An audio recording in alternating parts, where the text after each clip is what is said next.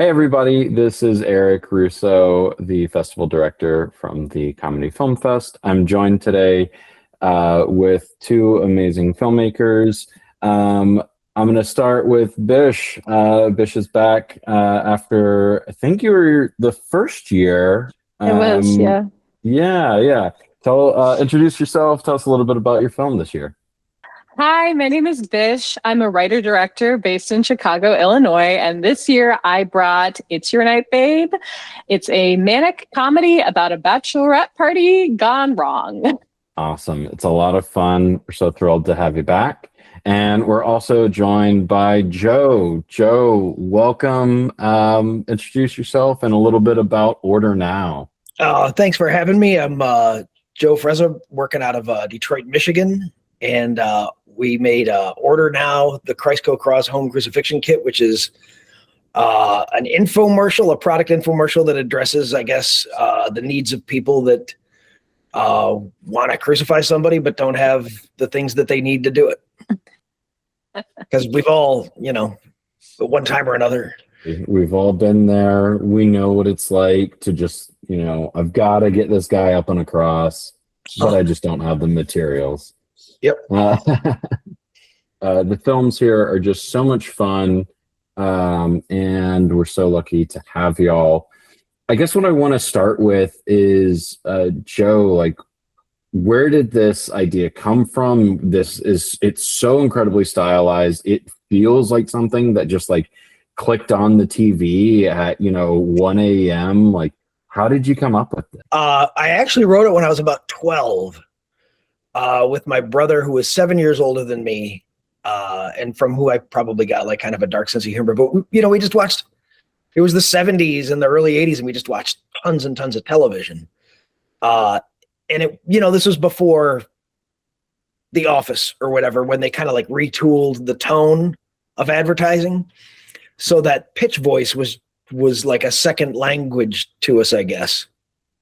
And, we grew up Catholic, which is like a good way to produce like, metalheads and Satanists and things like that. And Italian, Irish Catholic even. So yeah, we would just riff and we would make movies and stuff. And the idea came out. And then years later, around like 2006, I, was involved in production and stuff. And I just kind of said, we should dig this up and make it. So I kind of rewrote the script pretty much from memory, but it was real close. And we shot it. And then I edited it and I was like, this doesn't work, as was my custom in the mid 2000s. And I just put it aside. And then I was cleaning out drives, I don't know, a little while ago. And I was like, no, this totally works. So that was kind of the path it took. That's awesome. And it absolutely works. And I mean, I love to hear these stories of like, like you found your old archives and you're like, oh, there's still something here. It's interesting that even in, I believe, this block, and both of y'all are in the same block for us, the Midnight Movies for Lunch, which we're so thrilled about. It's one of my favorites. I know it's like kind of like picking your favorite child, but like it's just like it's such a fun block of movies. And in this block, we have another movie called Head that's kind of a similar story, shot around 20 years ago and shot on 16 millimeter, and just kind of sat around. And then an old college buddy was like, hey, I want to see that movie that we shot back in college. And so they dug it up. He polished it up a little bit with like, some audio. And he was like, I think there's still life in it, and got it back out. And now it's playing. So it's cool that we've got some similar stories going on here. Yeah, that's wild. So Bish, you're back with a really interesting and fun kind of like twist on a bachelorette party. Yep. And if I remember correct, I think that your last one was kind of like, it almost could serve as like a prequel, because it's like a little bit, like an engagement, but also like a breaking, like forever breaking up of a relationship. Yeah. Is there a thread? Tell us a little bit about it. There is a thread. I do. I've realized recently a lot of my work is around marriage and getting married, ending a marriage. It's just all of that is just fascinating to me. But yeah, the last film that I had in during the first year of the festival was called Last Date. It was a comedy. It was a little bit more of a grounded comedy. This one is a zany off the rails one. But it was about a woman who gets engaged and then realizes, oh my God, I have to get divorced. I've been putting that off. I need to finish that up. Of course, she and her husband are estranged, so it's no surprise to him. They just have to get the paperwork done. But yeah, so this one is about bachelorette party, and it actually was inspired by my friend's bachelorette party and this idea that you can get a group of women together and you have this sort of energy that can come out of it of, you know, we're in a gang, we can do anything we want. It's your night. We gotta make it happen. And there's this kind of like, this is how covens start. This is how like the witches gain power. But yeah, there's like this kind of like this manic hyper kinetic energy to it that I really wanted to exploit, because if it's your night and you can do whatever you want, where does that take you? That's amazing. It's kind of like purge mentality. So there you go. Thank you. It's purge mentality. That's right what I was going for. So we talked a little bit about kind of these like threads and kind of, you know, building off of them. Were you able to bring back any collaborators that you worked with for Last Date onto It's Your Night, Babe?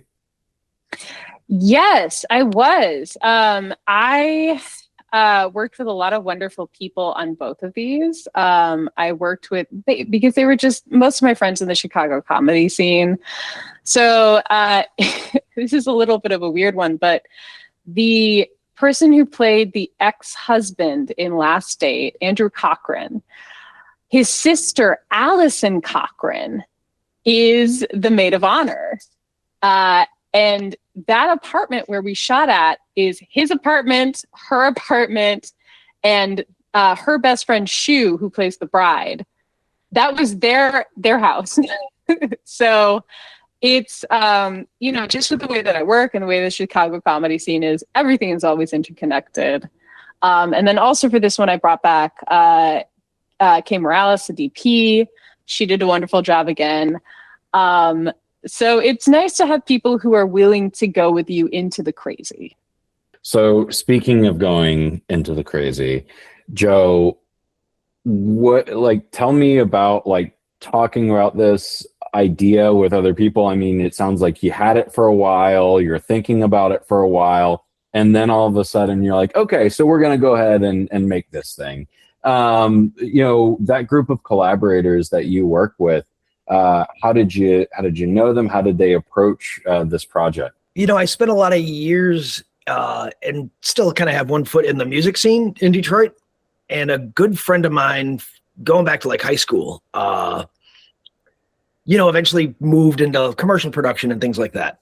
And Rich Hansen, who produced this thing, and he's, you know, he's really game, kind of like for whatever ridiculous idea I kind of throw at him. And we represented that, I guess, in the clip when the arms on the plank and that nail comes down, that's me with the nail and the hammer, and that's his wrist laying on the thing. We thought that was a good symbolic representation of kind of how we operate together. So yeah, he's, you know, we've worked on a bunch of music videos over the years, and I've done some, you know, straighter corporate work with him. So yeah, that's where it came from. And then a lot of the people around were just, you know, friends of ours and musicians and stuff like that. The only trouble we had was the kid, where we crucified the child. And that was, I think we had to go SAG for the kid. But his parents were, you know, they show up and they're like totally cool with it. And we got the blood bags ready to squirt. You can't really see it in the final shot, which stinks, but yeah, everybody except the kid was somebody we knew. Have you been able to continue working with a good amount of these people? I don't know if the kid has grown up and seen this film now. I don't know. You know, I don't know what became of the boy, but Yeah, I know a lot of the people. There's one of the villagers, one of the angry villagers who comes in, was the singer in one of the bands that I played in.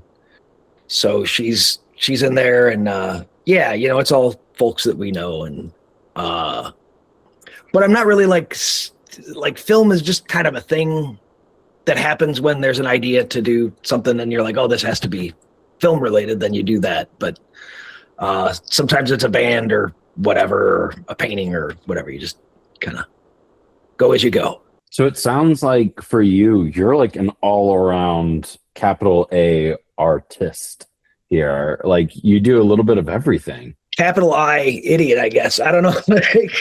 Yeah, but like, just whatever seems fun and whatever there's an idea to do.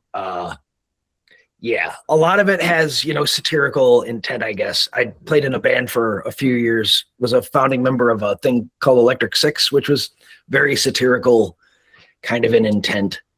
Yeah, so however, I can find a way to annoy people or whatever, I'll do it. Well, I don't think it's annoying at all. I think it is so awesome. I think it's so fun. And we're so happy to have it at the Film Fest this year. Thank you. So I think that with these kind of films, these kind of tones that we have with both of these, there's a lot of intentional absurdity. Bish, I think you said zany is a word. With it, Bish, is this something that you kind of had something that was a little bit more grounded before? This is a little bit more off the wall. Do you like going back and forth in those kind of worlds, or do you find yourself gravitating one versus the other? I do like going back and forth. I really wanted to experiment with this one, with getting that energy on screen and seeing if we could find a way to sort of pull and release the tension like a rubber band throughout the entire thing, and sort of build it to this place that you would never expect. But I do go back and forth. It's funny because I just wrapped a film on Saturday that was a little bit in the middle of these, where it was one off the wall character in a completely grounded real world. So it can be interesting to play with tone in that way. There's a lot to explore there. And of course it's great for comedy, because thinking about things like tone, character, what is this like? What does this look like? What does this feel like? Where is the tension? That's all questions you need to ask when trying to write a comedic film. It's not to sound like an egghead. And Joe, for you, you mentioned kind of like it. What I would say from what you're describing as the different art and different things that you create is like, it seems like you like to push the boundaries. I think you said you like to try to annoy people, but pushing the boundaries, is that something that is just innate? Are there any times that you're doing things that are I don't know, what other people may call like a little bit more straightforward? Tell us a little bit about that kind of style. Like, you never want to be offensive to be offensive, right? But like, things are only exciting in any area of life if you're kind of like, I hope we don't go off, the edge there, yeah. But yeah, I think, yeah, it's dicey though, isn't it? Because we've all watched stuff where we're like, oh, they're just going like, whatever. But like, there should be some discomfort. Although again, like with this thing, we couldn't even get a house for like, it was postponed to shoot for like a year and a half because there were we would go to people and be like, you have a perfect house, can we shoot this thing? And you're so used to people going like, oh, you're going to shoot something? You can totally shoot it here. They'd be like, yeah, what are you doing? And we'd tell them and they'd be like, no, so yeah. But yeah, I think being offensive is fun. Well, and I think the other thing that you mentioned that I think is also part of the fun of indie filmmaking, and something that not all places, especially especially for our friends out in LA, they don't really get this, is exactly what you just said. Like, you get the opportunity with indie filmmaking to go knock on a door and be like, hey, your house is great. Like, what do you think of us shooting in your front yard? Like, that's such a unique thing that we can do. Is that something that still with various projects, whatever the medium, that you still, play around with, just like whether it's actors, getting them involved, or like different kind of venues or locations, just something different and out of the norm instead of just like, yeah, we're filming at my house. Yeah, I mean, I think, budget certainly dictates a lot of times that you kind of have to make whatever you can make work.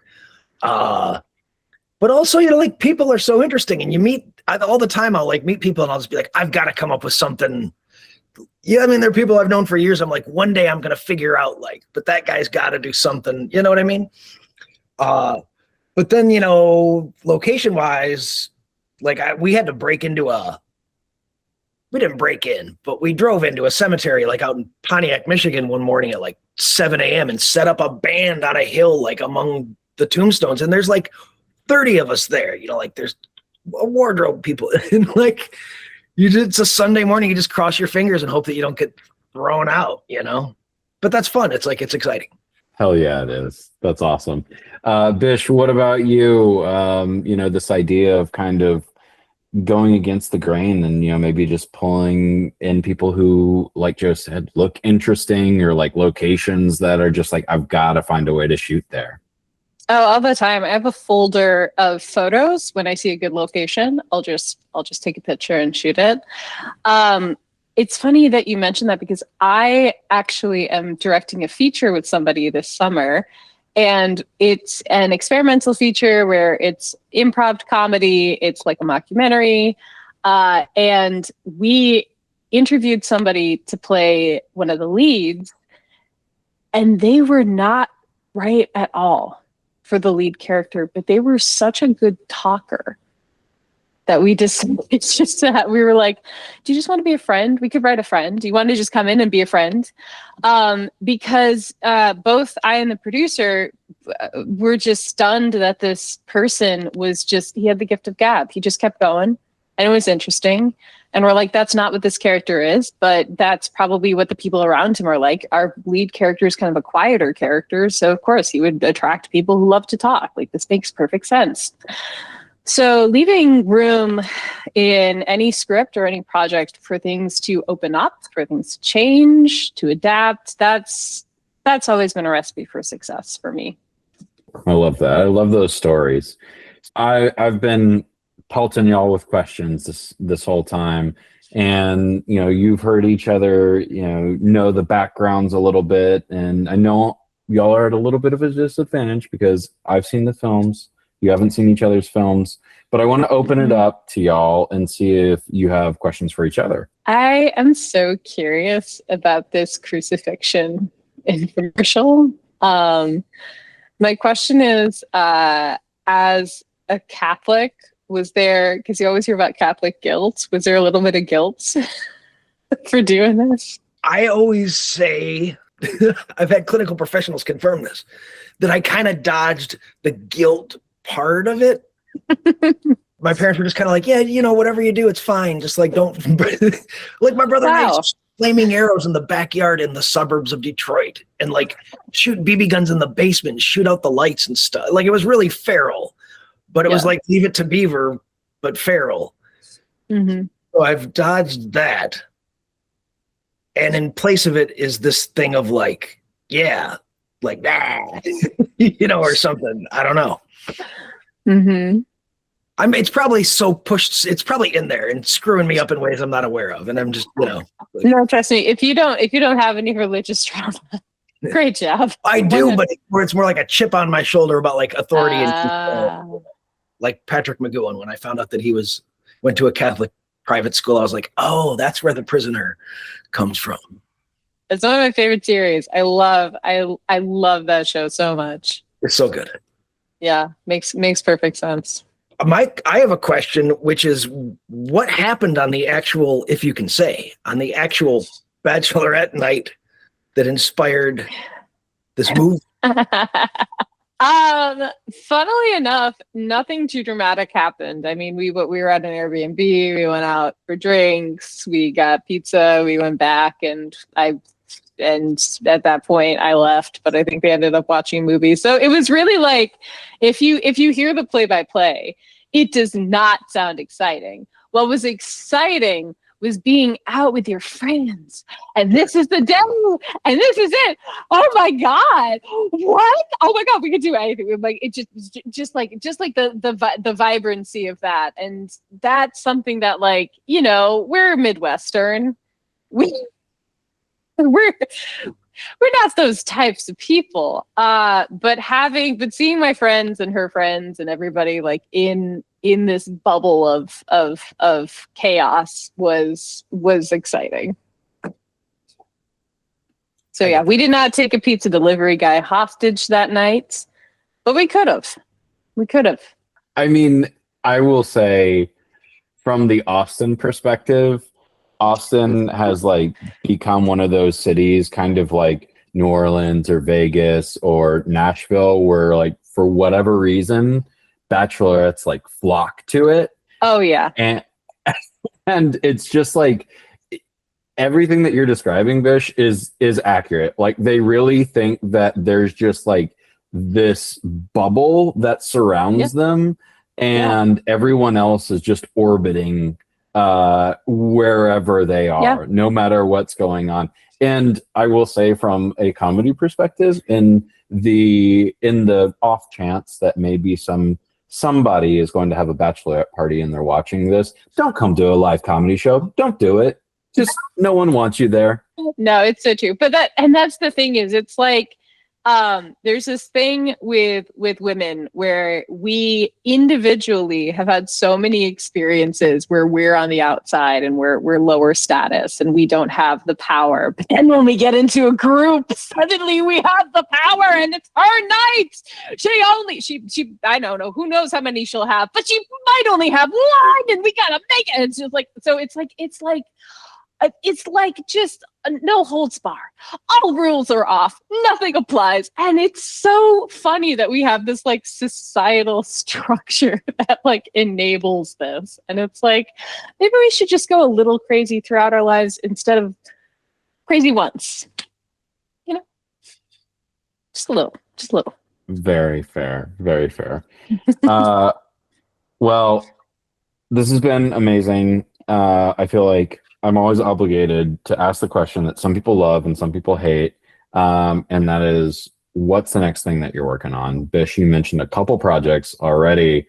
I don't know if you're able to tell us a little bit more about those, or if there's something entirely different. Sure. So I just wrapped a film for the YouTube channel, A Lot Like Comedy. It's a great husband and wife team. You have 1 week to make a movie. 1 week. 1 week, and you have to make a movie. And I did it. And is it perfectly color corrected? Absolutely not. Oh, who knows how to do that? But it's there, and it's going to be coming out on the 30th, I believe, of April. So it should be out by the time that this comes out. So go check that out. And then beyond that, I'm working on a web series about two. This is so funny because it's marriage and divorce. This is about two 30-something women, both getting divorced, both decide to roommate together and have to learn how to grow up in your 30s. So that's what I'm working on. It's like Young Golden Girls. It is. It might be The Odd Couple. It The might Odd be. Couple. Might be The Odd Couple. Yeah, but with women. But you know. But with yeah, Neil Great. Simon did it right. So we'll see if I can too. That's awesome. Joe, what about you? I'm wrapping up a book of essays and interviews around horror movies. I'm a big horror guy. And then I've got like 15 paintings that I need to finish, but oil dries really slow. And I have this love aversion to going upstairs and painting. And I'm just started working on a pitch for a producer for a TV thing, but that's way too far off, and I'm superstitious, and who the hell knows what'll happen with any of that. So we'll see what happens with any of that. Joe, I hear you talk about all these projects. And I'm like, you're my hero. Like, I'm just like, these are all amazing things. Like, this is so cool. You're so cool. I am not anyone's role model. Yeah, I don't know. Yeah. Well, I think it's cool. I think the people who check out our fest are going to think that y'all are cool, that your films are cool. And I'm just so happy that I had a chance to chat with y'all today. Check out these films. They're both a part of the Midnight Movies for Lunch Block at the Comedy Film Festival happening in Austin, Texas, May 8th through the 10th. We'll see you there. Thanks so much.